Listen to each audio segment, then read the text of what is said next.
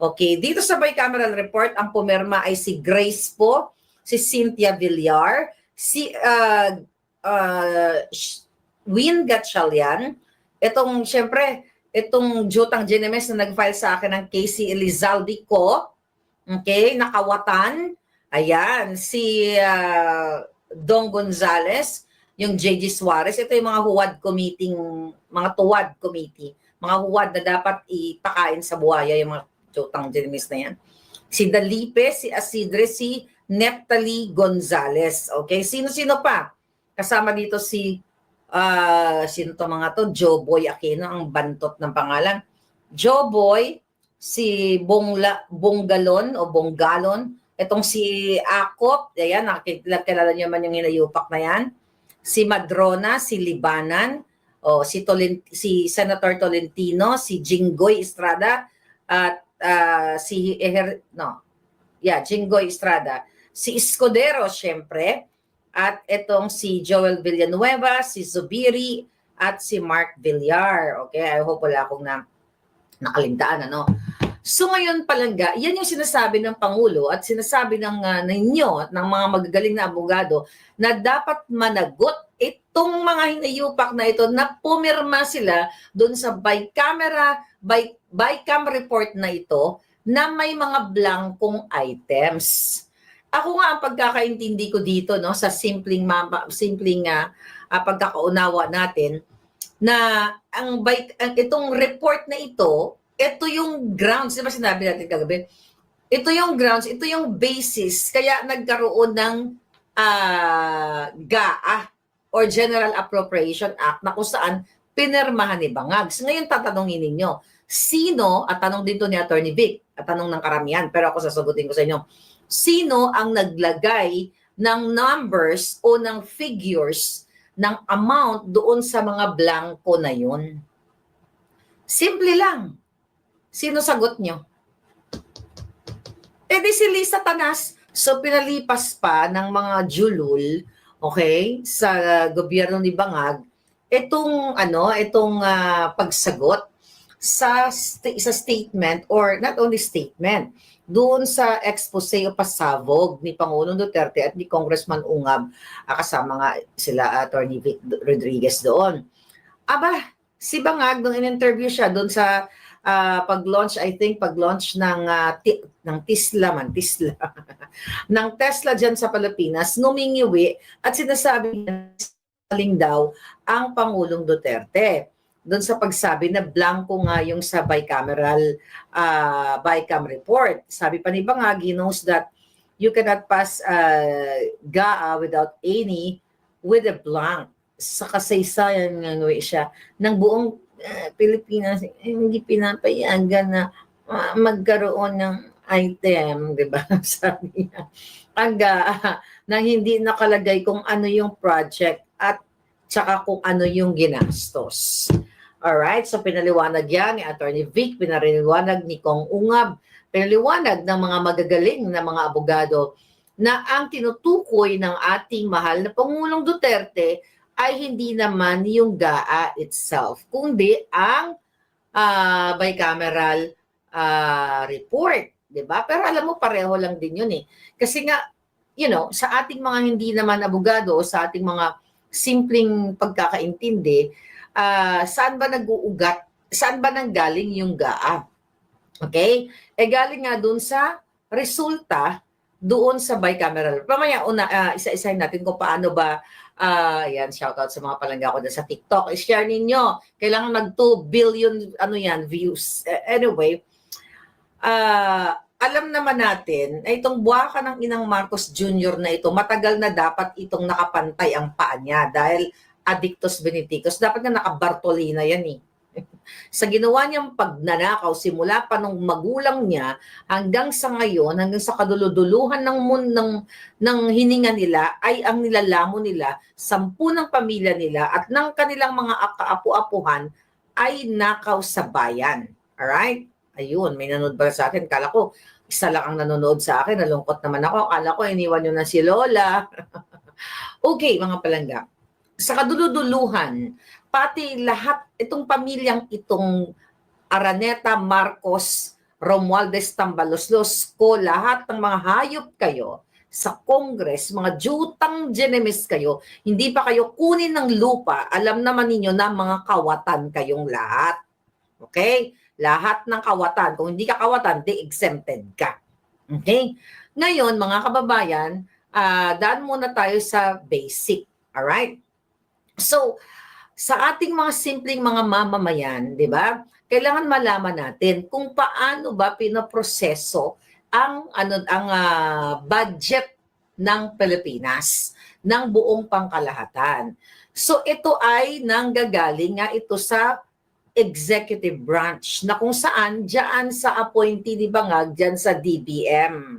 'Di ba? Nanggagaling yung pagpe-prepare nila ng budget sa kada taon. Alright? So since appointee ni Bangag yan, pwede nilang lansihin, pwede nilang dugasin, kasi from Bangag, ang Office of the President at ang DBM, silang dalawang departamentong yan ang nagpe-preparar sa budget natin for for fiscal year. So ngayon mga kababayan, nakakagalit kasi talaga yung mga ginayupak na ito dahil pinipilit tayong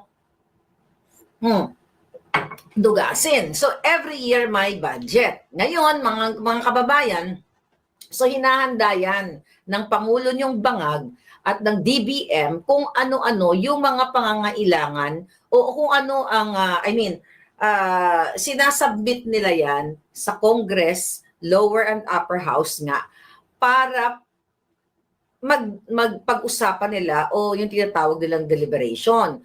So ngayon, 'di ba, bawat ahensya nagpo-propose sila ng kanilang budget sa kanilang mga departamento sa kada taon o every fiscal year. So ngayon kaya nga may pinapakinggan natin sa Congress, sa lower and upper house kung paano nila dinidepensa itong budget na ito sa kanilang departamento. So ang may punot dulo niyan, okay, ang nagsasubmit niyan ay ang Office of the President, okay, at syempre yung DBM nga. At yes, mga palangga, cute daw ng background, sabi ni Bagat. And ang tinatawag dito na naririnig ninyo na NEP or National Expenditure Program. Yes. Okay, Alicia, thank you so much. Ngayon mga palangga, yung mga detalyadong eklabush na budget, na mga gastusin sa bawat departamento, yun ay sinusumite. Ngayon, doon nga sa mga crocodile, sa mga jutang genemes diyan sa Congress. Ngayon, anong ginagawa ng mga hinayupak na yan? Ayun, pinagdidiskusyon na nila or nagde-deliberate sila, pinag-uusapan nila sa Congress. So, ito, di ba? Tapos may budget hearing. O, yan ba? Hindi po masyadong, let's say, sa a certain department, masyadong mataas yung pinopropose mo. Mataas na, may tinatawag silang ceiling di ba? Parang hanggang dito ka lang sa amount na to. Medyo babaan mo, ganyan-ganyan. So pagmimitingan nila sa simpleng pananalita, pag-uusapan nila, magkakaroon ng deliberation diyan sa mababang kapulungan na sinasabi at sa mataas na kapulungan ng mga mandarambong, which is sa Senado. So ngayon, mga palangga, at napaliwanag na rin naman yan ang ating mga magagaling na abogado. At yes, ayan. Yeah, si Jess. Anong eksena dito? So, sa ating simpleng kaalaman, pinag-usapan sa lower house and upper house, House of Representatives and Senate. So, pag meron silang hindi pinagkakasunduan na certain line or whatsoever dyan, so yun yung tinatawag na bicameral hearing or meeting. Yun yung sinasabi ni Congressman Ungab at ni Pangulong Duterte na doon sa bicameral hearing na yon at doon sa report na yon ay blanco. Okay? Blanco ang mga line items. Kaya nga nagdrama si Bangag doon, nagsinungaling sila noong December 15 or 16 ba yon? Yeah, 15. Basta, bago magpasko na sinasabi na pag-aaralang mabuti, titignan ng mabuti, yung natututukan daw ni Bangag Jr. kung paano or pag-aralan niya yung bawat linya by linya doon sa bicameral report na yon. Alright? So ngayon, nagsalita nga si manggagamit doon, si Amy Marcos, na ayaw, hindi siya pumirma doon na sinasabi niya na paano daw siya pipirma ng, ano ba eksaktong term niya, eksaktong word niya dito. Ni-screenshot natin dito. Ang sabi ng Hitad, alright, December 18, dumating ang sabi niya, dumating, siyadong malalim ang Tagalog, dumating ang December 11, ang petsa ng pangalawa at huling BICAM meeting. Uulitin ko po ang ikalawa at huling meeting nitong BICAM na ito. Minabuti kong hanapin ang mga papeles at dokumento bago sana magsalita at magbigay ng anumang reaksyon. Ngunit sa kasamaang palad hanggang ngayon, lahat kami ay nangangapa sa dilim. Ito, ang daming drama nitong Jutang Genemes na mga eksenang ito eh. Walang mga detalye o paliwanag ni walang konkretong numero. Ang tanging hawak ko ay ilang datos ng DSWD na tila nila pastangan. Sabay ang PhilHealth, sabay na rin ang DepEd. Kaya't sa kabila ng pagnanais kong makisama, hindi ako pumipirma sa kahit anong papel hinggil sa BICAM report na yan. At nagsusulong magbawas ng pera sa mga lehitimong proyekto para lamang ipasok ang AKAP.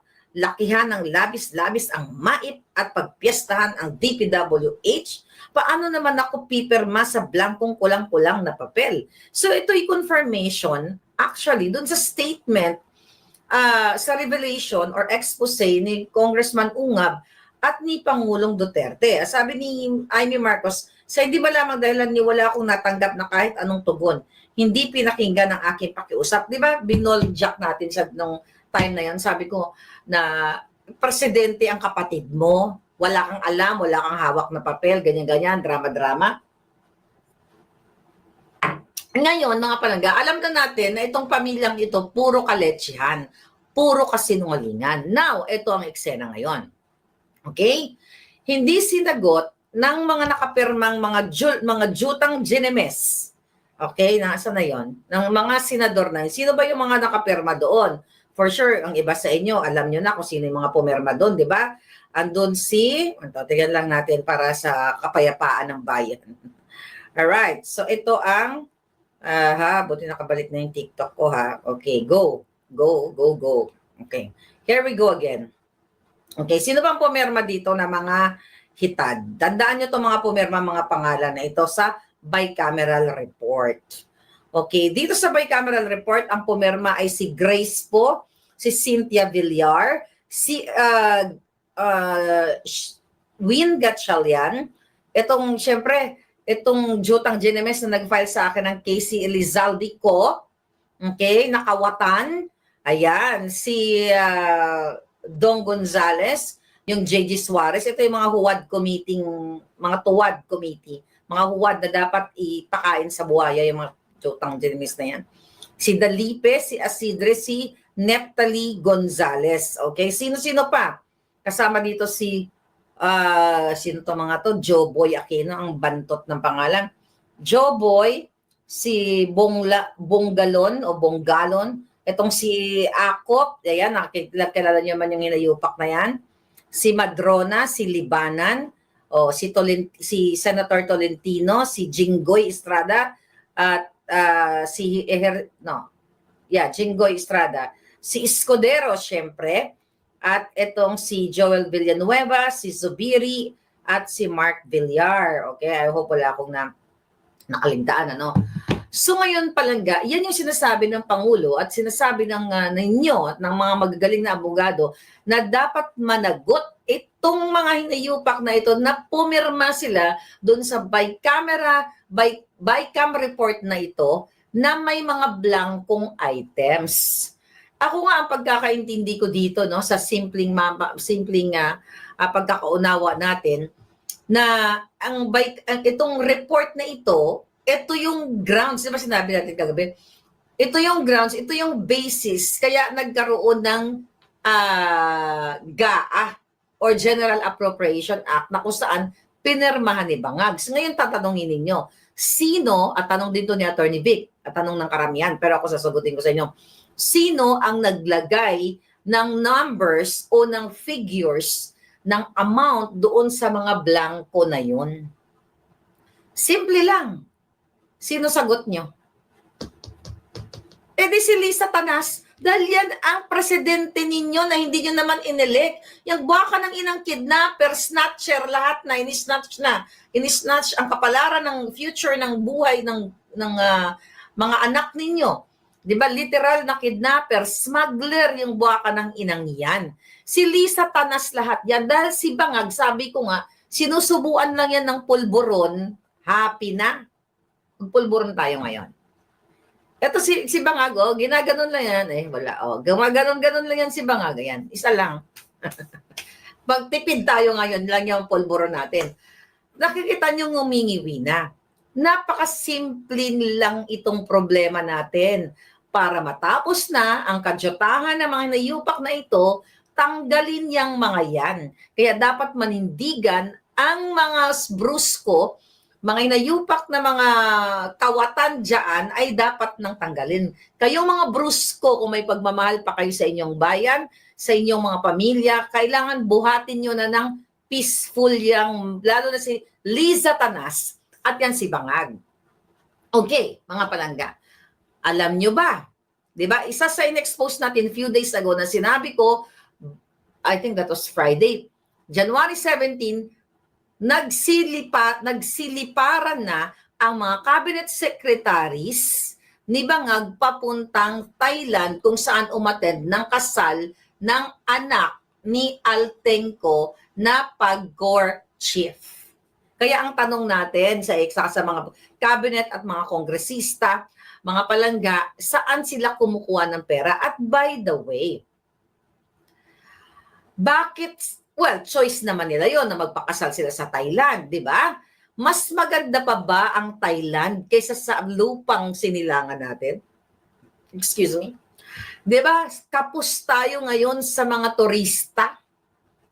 Pero ang pubwaka ng inang gobyerno ninyo, ang mga namumuno sa inyo, ang anak ni Altenco, meron pa isang kinasal, mamaya, ay pinili pang magbigay ng ng tourism revenue or income sa Thailand. Kumpara sa atin dyan sa Pilipinas, ang daming island dyan na magaganda. Diba? Promote tourism. Pero bakit sa Thailand? Kasi doon baka, kaya nilang magtago sa kanilang mga orgy or what else? Pulboronic session and everything. Diba? Baka pwedeng ganon. Pero ang punto ko, sa Rich Carl, may nag-send sa atin. At actually, si Political Witch Boy, may mga pinost na pictures and videos dyan. Hanapin nyo na lang yan. Nakita nyo naman yan. So anyway, highway, mga kababayan, mas pinili pa nila ang mag-party doon sa Thailand. Sa mga sobrang exclusive na resort. Ito pa. Okay? Green screen kasi tayo, hindi ko masyado maipakita to. Kasi nagloloko yung ko, tignan nyo green yung buhok ko. Nagloloko kanina, pag tinanggal ko yung green screen, parang yung ulo, parang naging kalbo na ako, kaya ganyan na lang siya muna. Anyway, mga palangga, ito yung kailangan nyong maintindihan kung paano kayo niloloko ng mga yawa na ito. Another thing pating, nung January 17, ikinasal ang anak ni Altenco ng bonggang-bongga at meron pa nga pinost si baby girl, si Sas na yung private plane ay pumunta doon sa, lugar yon? Sa Koh Samui, okay? Hirap na hirap ako magbigas. Bulol ba ako? Parang si Bangag ba ako? Okay? So, pabalik-balik, ang private plane na according to yung may mga nakita ko post, allegedly ay pagmamay-ari ni Saldico. So, pabalik-balik yung private plane na yun papunta dun sa Koh Samui na yon, di ba? Ngayon, Samui. Mag-aaral kaya ako ng Thai at titira ako sa Thailand one day. Anyway, mga palangga. Question ko sa inyo, di ba? Bongga, di ba? At nandoon si Liza Tanas. Nagkamali ba ang ating mga puting ahas? Excuse me. Never nagkamali ang ating puting ahas. So tumpak, plangak, puntahan nyo ang Political Witch Boy Revamp. Nandoon ang video ni Liza Tanas na nagpa-party-party doon sa Thailand. Doon sa island na kung saan umiinom ng alak na naman, lumalaklak o nagpupulburon. Then, itong congresswoman na si Mika, okay, Swansing, okay, kinasal naman ito sa, the Upper Kempinski Valley, nag-check-in na kami dito. O, mahal doon. Alright? Dito pala ito, yes. I've been here in this place. The Upper 2 years ago, di ba? Alam niyo yon. So, doon kinasal ang Gaga. Sino ito? Ayan Nap. Welcome to our wedding. Nap and Mika Swansing. Tignan natin, ipapakita natin. Nakita niyo yan? Ayan, layo natin. Ay, ba't ganyan? Okay, ayan tingnan natin yung picture. Ewan ko sino to. At sino ang nandoon? Nandoon si Tambaloslos at saka si Ralph Recto. Ayan, ito picture nila. May nag-send sa atin. Nakita nyo? Ayan, okay. Basta posteran natin ito mamaya. Ano yung punto natin dito? Habang tayo, kayo dyan sa Pilipinas, ay hirap na hirap, ulitin natin, hirap magbayad ng mga bills, hirap makabili ng masarap na pagkain, hindi kayo makabakasyon ng local, yung mga jutang ginimis na cabinet secretaries, mga politiko, ini-enjoy ang pera ninyo. Pera ng bayan sa Bali, sa Europa, sa Thailand, name it. Samantalang kayo, ayaw niyong makialam sa usaping politika kasi political ako, naku, ayaw ko ng ganyan, mag-showbiz na lang ako.